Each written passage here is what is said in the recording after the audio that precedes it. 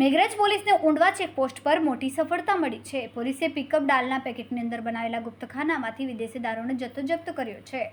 વિગતો મુજબ મેઘરજ પોલીસે ઊંડવા ચેકપોસ્ટ ઉપર નિયમિત વાહન ચેકિંગ દરમિયાન એક શંકાસ્પદ વાહનને અટકાવ્યું હતું.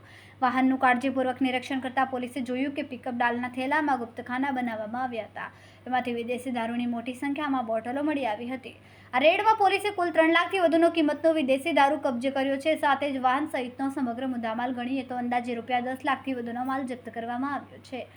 આ મામલે પોલીસે બુટલેગર શિવનાથને રંગે હાથ પકડી પાડ્યો છે. આરોપીને પોલીસે કસ્ટડીમાં લઈને વધુ પૂછપરછ શરૂ કરી છે.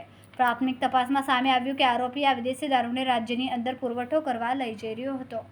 પોલીસે હવે દારૂ સપ્લાયની ચેઇન સંડોવાયેલા અન્ય શખ્સો અને પાછળના મોટા રેકેટ અંગે તપાસ હાથ ધરી છે. આ સફળતા બાદ પોલીસે સ્પષ્ટ સંદેશ આપ્યો છે કે રાજ્યમાં દારૂબંધી કાયદાનું ઉલ્લંઘન કરનારાઓને બિલકુલ છોડવામાં નહીં આવશે.